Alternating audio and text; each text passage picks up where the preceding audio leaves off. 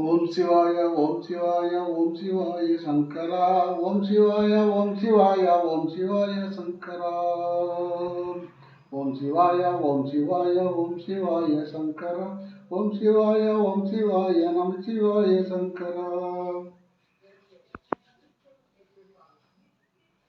அன்பு ஆன்மீக நண்பர்களே,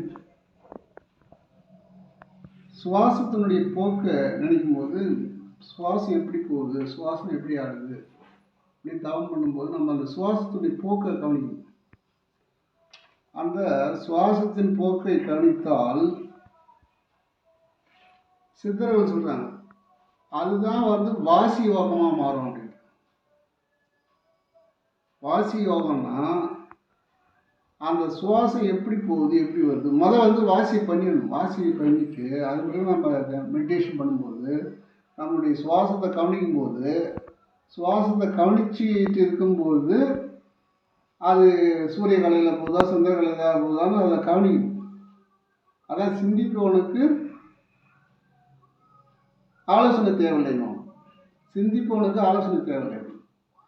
அதை சிந்திக்கணும் எந்த கலையில் போகுது அப்படின்னு. அந்த சுவாசம் வாசி, அந்த வாசின்னு சொல்கிறோம் நம்ம, வாசி யோகம் அப்படின்னு. அந்த வாசியை திருப்பி எழுதுனா சிவா. அப்போ சிவயோகம் பண்ணுறோம். என்ன பண்ணுறோம்? சிவயோகம் பண்ணுறோம். வாசி பண்ணும்போது நமக்கு யோகத்துக்கு வந்துடுது, சிவயோகத்துக்கு வந்துடுது. வாசியை திருப்பி படித்தா சிவ. இப்போ சிவயோகம் செய்பவர்களுக்கு சோதனை பல வரும் அப்படின்றது. சிவயோகம் செய்பவர்களுக்கு சோதனை பல வரும். அதையே சிந்தித்து இருப்பவர்களுக்கு தோல்வி இல்லை. அந்த சிவயோகத்தை சிந்தித்து இருப்பவர்களுக்கு தோல்வி இல்லை. சித்தர்கள், ஞானிகள், யோகிகள், வள்ளல் பெருமான் எல்லாருக்குமே சோதனை வந்தது. அவருக்கு பெருமானுக்கும் நிறைய சோதனைகள் வந்தது. சோதனைகளெல்லாம் நம்ம தாண்டி வரும்போது தான் சாதனை படைக்க முடியும். இப்போ எனக்கு ஒரு சோதனை வந்தது. 23 ஆண்டுகள் அன்னதானம் கொடுத்துட்டு இருந்தோம். அந்த இடத்த இப்போ காலி செஞ்சிட்டாங்க. அதன் பிறகு வேறு இடத்துல தனியார் இடத்துல கேட்டு செஞ்சிட்ருக்கோம். அப்போ இந்த சோதனை வந்ததுனால ஒரு சாதனை படைக்க போகுதுன்னு அர்த்தம். ஆனால் ஜீவகாரணம் தடை இல்லை, அது முதல்ல நடந்துட்டு தான் இருக்குது. ஏன்னா 23 ஆண்டுகள் நடத்துகிறோம்னு சொன்னால் அது இறைவனுடைய அருளால் தான் நடத்துகிறோம். நம்மளால் ஒன்றும் இல்லை, நம்மளால் ஆக வேண்டிய ஒன்றும் இல்லை, நாம் ஒரு கருவி. அதுபோல் சோதனையை சந்திப்பவர்களுக்கு சோதனையை சந்திப்பவர்களுக்கு தோல்வியே இல்லை அப்படின்றாங்க சித்தர்கள். தோல்வியே இல்லை. சாதிக்க பிறந்தவன் தூங்கும்போது விழித்திருக்கிறான். அப்போ சாதிக்க பிறந்தவன் சொல்கிறது என்னன்னு கேட்டால், சாதாரண மனுஷன் என்ன பண்ணுவான்னு கேட்டால் விழிச்சிக்கிட்டே இருப்பான், தப்புன்னு தூங்குவான். அதான் சாதாரண மனிதன். விழித்திருக்கும்போது தூங்குவன் சாதாரண மனிதன், தூங்கும்போது விழித்திருப்பவன் சாதனை படைப்பவன். இப்போ நம்ம சித்தர்கள், யோகிகள், ஞானிகள் இவங்கெல்லாம் தூங்குற மாதிரி இல்லை, தூங்கிட்டே இருப்பாங்க. அவங்களுக்கு என்ன எது நடந்தாலும் தெரியும். தூங்கும்போது விழித்திருக்கிறார்கள்.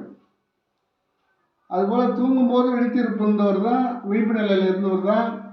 கன்னியாகுமரியில் 15 நாள் கடுமையான தவம் புரிந்தவர் தான் சாமி விவேகானந்தர். அந்த கடுமையான தவம் புரிந்ததுனால தான் அவருக்கு இறைவனுடைய ஆற்றல் பெருகிச்சு. அதன் பிறகு அவர் சிந்தனை செய்ய ஆரம்பித்தார். சாமி ஒரு முறை அமெரிக்கா சென்றிருந்தார், சிகாகோ மாநாட்டுக்கு. அப்படி செல்லும்போது அங்கே இவருடைய நடையை பார்த்து ஒரு ஏழ்மையான துறவி வந்திருக்காரு அப்படின்னு சொன்னாங்க. அப்புறம் சரின்னு அந்த மாநாட்டில் பேசுறதுக்கு வந்திருக்காரு. 15 நிமிஷம் தான் அவர் கொடுத்தாங்க. அவர் பேசினார். பேசும்போது என்ன சொன்னார், நான் ஒரு சாதாரண ஏழ்மையான துறவி தான்.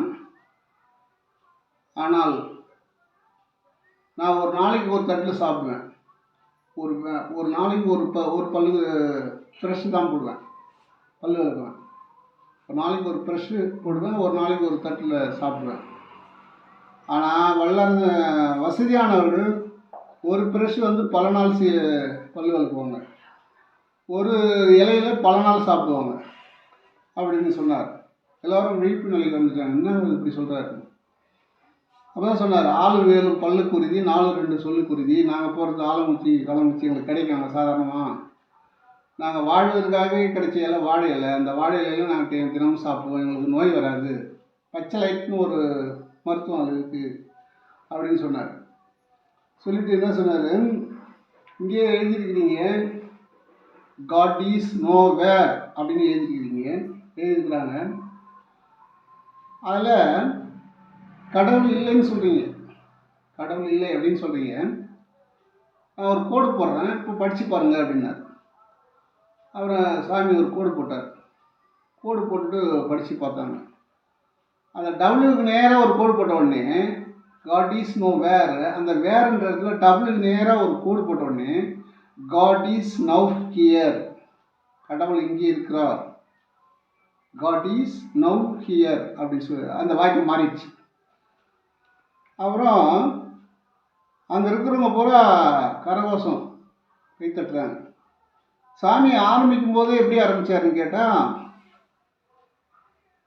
அவர் ஆரம்பிக்கும் போதே my my brother and sister அப்படின்னார். அப்படியே ஒரு 15 நிமிஷம் அவங்க எல்லாம் தவிச்சிட்டாங்க அமெரிக்காவில். உங்களை சகோதர சகோதரின்னு சொல்லக்கூடிய ஒரு ஆள் இதுதானா, இந்த நாட்டில் யாரும் சொன்னதில்லை அப்படின்னு. அப்போ முதல் எடுத்த உடனே மக்களுடைய மனசில் இடம் பிடிச்சி வரும். அதன் பிறகு அங்கே கோடு போட்டு காட்டினார். அவ்வளோ இந்தியாவில் உள்ள ஞானிகள் மிக மிக மிக மிக அறிவில் சிறந்து இறைவனுடைய அருளை பெற்று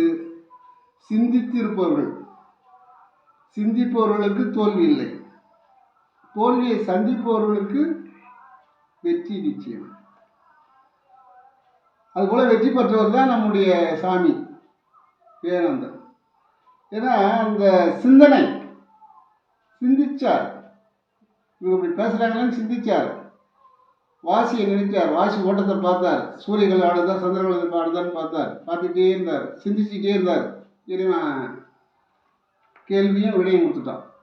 அப்போ அவங்களாம் ஒரு தாளில் எழுதிமை படிக்கிறவங்க கிடையாது, நினைச்சாலும் படிப்பாங்க. சிந்தனையாளர்கள் எங்கே வைப்பாங்க? தன்னுடைய சிந்தனையை தன்னுடைய இந்த குருமத்தில் வைப்பாங்க, சதா அதிலே இருப்பாங்க. அதனால் ஒரு அமெரிக்காவில் சிறப்பான ஒரு மாமனிதராக விளங்கியவர் சுவாமி விவேகானந்தர். இன்னமும் அங்கே சபையெல்லாம் இருக்குது. அவ்வளோ வள்ளலுரானுக்கு ஒரு முறை சோதனை வந்தது. அவர் ஒரு சித்து விளையாடினார். சோதனை எப்படின்னு கேட்டால், அவர் போயிட்டு கண்ட யோகம் பண்ணார் கடலூரில். கண்ட யோகம்னா தனித்தனியாக கால் கை அப்படி போட்டுட்டு அவங்க விளையாடிட்டு இருப்பாங்க. அந்த நேரத்தில் யாரும் போகக்கூடாது. அந்த நேரத்தில் ஒரு அணுகு தொண்டர் போயிட்டார். போகும்போது ஐயோ சாமி இப்படி இருக்காங்களேன்னு சொல்லி ஓடியாந்து கத்தினார். அப்போ இவருக்கு தெரிஞ்சு போச்சு. உடனே ஏந்து வந்துட்டார்.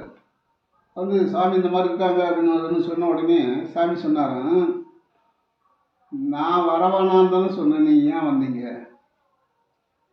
நான் இங்கே வராதிங்கன்னு தானே சொன்னேன், ஏன் வந்து இப்படி அவநம்பிக்கை அடைகிறீங்க அப்படின்னு கேட்டார். அதுபோல் இவங்கெல்லாம் எல்லா யோகத்தையும் கடந்து போனவங்க, சித்தர்கள் ஞானிகள்லாம். அவர்கள் ஞானிகள், சித்தர்கள் முதல்நிலை, ஞானிகள் தான் 3ஆம் நிலை. சித்தர்கள், ஞானிகள், யோகிகள். யோகிகள் 2ஆம் நிலை, ஞானிகள் 3ஆம் நிலை, முதல் நிலை. அதனால் ஞானிகள் வழி நடப்போம். சித்தர்கள் வழியிலேருந்து வருவோம், யோகத்தை செய்வோம், ஞானிகளாக மாறலாம். நாம்களும் ஞானிகளாக மாறலாம். மாறுவது சிந்தனை செய்ய வேண்டும், அதே சமயத்தில் நிறைய சோதனைகளை சந்திக்க வேண்டும் என்று சொல்லி எனக்கு தெரிந்தவற்றை தங்களுக்கு தெரியப்படுத்துகிறேன். இதை நல்லதை மட்டும் எடுத்துக்கொள்ளுங்கள் என்று கேட்டுக்கொள்கிறேன். வாழ்க வளமுடன், வாழ்க வையகம். அருட்பெருஞ்சோதி அருட்பெருஞ்சோதி தனிப்பெரும் கருணை அருட்பெருஞ்சோதி.